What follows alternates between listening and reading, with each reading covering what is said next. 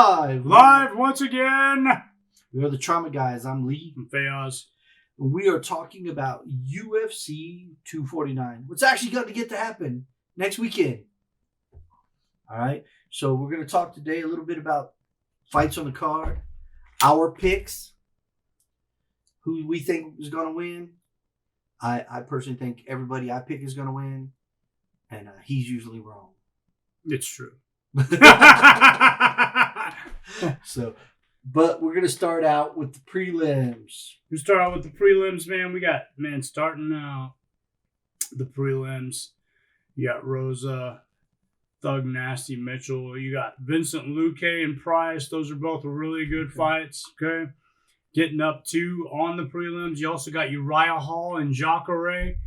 And this is where we're going to start our predictions. That's right. So Uriah Hall and Jacare.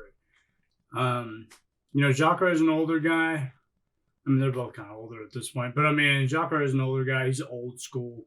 Man, I'm going to go with Jacare on this one, man. He's fought for a title a couple of times. Almost fought for a title a couple of times. So I'm going to go with Jacare. I am too. The only reason why is because Uriah Hall went from being something that should have been a phenom, something to be watched out for, to where he kind of just fell off, where his fights... He fell off the map. I don't know what happened to the guy. He would he would win some, and then he would lose a couple in a row, and then he would and it was just like, I don't know, it just didn't seem like himself from that season of The Ultimate Fighter. And he was wrecking people on that season, man. Remember when he almost killed that guy with this spin hook kick knockout? Comes up, gets in front of the lights, and I don't know what it is but his natural talent only took him so far. Yeah, so he just, after a while, just wasn't, I don't know if he's one of those people, because I don't know him, but, a lot of times you see guys who have like a natural talent, and they don't really work as hard as everybody is. They don't really train very often. They train when they want to, even if they have a coach. But they think, they're relying on that natural ability, and then it comes to a point where it's not there, and you have to go further and beyond. Now, I'm not saying he does that because we don't know. We don't know. I don't know the guy. We're just speaking just from opinion. It's just straight opinion. I'm not saying he does that or he doesn't. With Uriah Hall, like, you just don't know what Uriah Hall you're going to get sometimes. Yeah. I know Jacare is coming to fight, and if the wrong Uriah Hall shows up, Jacare will grind out. He'll grind out a win. So Jacare has always been a good fighter, and win or lose, he's there for a fight. There is no kind of here, kind of there. There is no which one am I going to get. Yeah. Like, which Jacare you're getting every time, whether he wins or he loses. So. The next one we're looking at, Carla Esparza, the Cookie Monster Esparza, and versus Michelle Waterson. Obviously Carla Esparza being an awesome wrestler, and Michelle Waterson being the karate hottie, right? So I'm kind of hoping it's Michelle. You think it's going to be Michelle on that one? Now, Carla has her up and downs moments, so does Michelle, but it depends on which one of them if they walk in there with that fire look, we just automatically know. So my pick is Michelle Waterson. Michelle Waterson? Yeah, I'll probably go with Michelle Waterson too.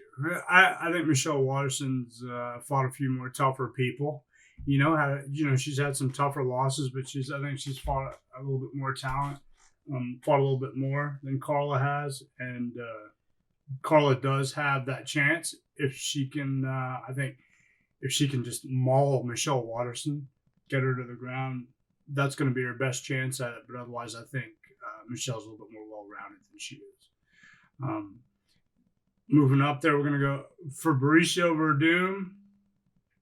Verdum versus Olenek. That's going to come down to the battle of probably the grapplers, unless they decide to stay on their feet. But no, Verdum has become surprising, man. His stand-up has gotten gotten way better, right? Way better. He's gotten way better, and man, you know what? I gotta go to Verdum on that one, just because I'm an old school Verdum fan. So I'm gonna take Olenek. You're gonna take because Olenek? I'm just gonna switch up on him here and see how things pull out for me. Okay. All right. Greg Hardy versus De Castro. So I'm gonna take. I guess I picked Greg Hardy on that one. Just brute strength. I'm gonna take Greg Hardy. Now, he got in trouble last time he fought. Yeah. Now, let's talk about that for a split second. He did get in trouble for that, right? And for him to say afterwards, I didn't know I couldn't use an inhaler in the corner. Who said you could use it? What? Nobody told you that. Nobody told you could use an inhaler in the corner. Seriously? An inhaler in the corner. Anyway, I'm moving on from that. But whatever. It's whatever. All right. So, and then of course the main event on that. I didn't even get a chance to pick mine yet. I'm gonna go with the Castro. He's gonna go with the Castro. He's picking against the inhaler in the corner guy. All right, and then we're gonna go with and then Cerrone and Pettis. Man, I'm gonna go with my man Donald Cerrone on this one. I'm going with Pettis. He's gonna go with Pettis because Pettis beat him before with that body shot, and that's okay. Cerrone's gonna come back. He won't be as stressed out as he was during the Conor fight. I think Cowboy shows up for this fight, not Donald. So, main card: Jeremy Stephens versus Calvin Kattar. I'm gonna take Calvin Kattar. I love you, Jeremy Stephens, but sometimes you get a little overzealous and you get caught. So I'm gonna go with Calvin Kattar. I will do the same. I think we'll go with Kattar as well. Francis Ngannou and Rosenstruck, baby. I'm going to take Rosenstruck. I'm going to take the kickboxer who split Overeem's face open. I'm taking that guy. Now, granted, Ngannou almost knocked Overeem's head back down to his heels. However, I think Rosenstruck can pull it off because he's a little more technical. I agree. And if he moves right and he does the right things and he fights his game instead of fighting Ngannou's game, then he should be right. Completely fine. Not to say that Ngannou obviously can't just knock him the hell out. I mean that could happen, but I'm gonna go with Rosenstruck on this one. 145 title, Amanda Nunes versus Spencer. Spencer's a pretty tough girl. You know what? I'm going to pick against the grain on this one. I'm going to go with Spencer. I'm going to go against Amanda Nunes on this one. Nah. I have to go Amanda Nunes. There's no way. That girl's going to get hit, and her head's going to spin around twice, and she's going to vomit. She's going to look like The Exorcist. I don't think so. Exactly what's because she took some pretty good shots from Chris Cyborg, so I don't think so. Yeah, but Nunes knocked out Chris Cyborg. So she did pretty badly. Yeah. Henry Cejudo versus Dominic Cruz. Man, I'm old school. Henry Cejudo's cool. I'm picking. Yeah, I know. You're like, man, Fayaz, just pick all the old school guys. Yeah, it's true. I'm rolling with Dominic Cruz just because Dominic Cruz does not believe in ring rust and has proved that he can come back and win after being off for 2 years. So I'm going to give him the benefit of the doubt and take one more ride with Dominic Cruz. I'm going to go with Cejudo because Dominic Cruz gets on my damn nerves. Every time I hear him speak. But y'all are the same size.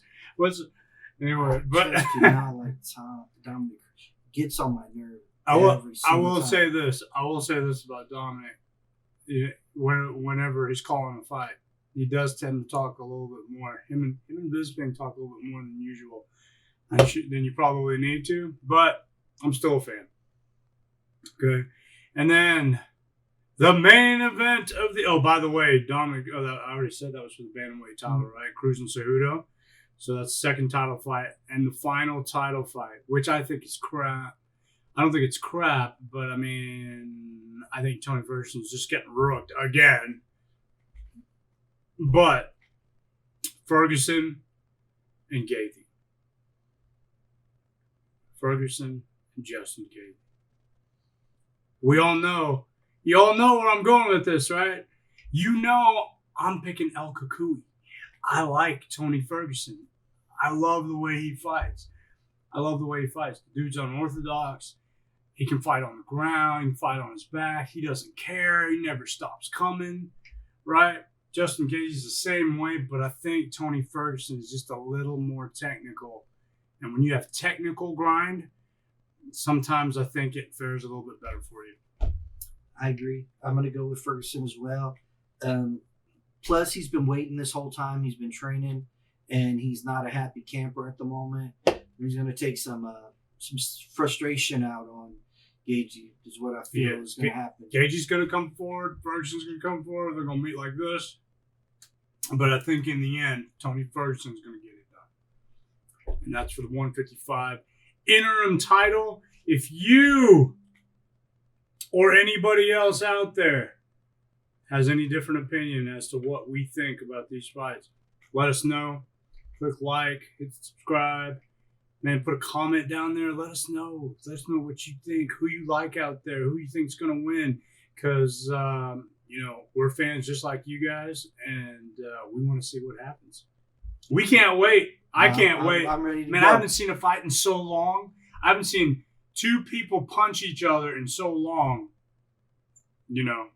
Recent, current, that I'm going nuts. So I can't wait.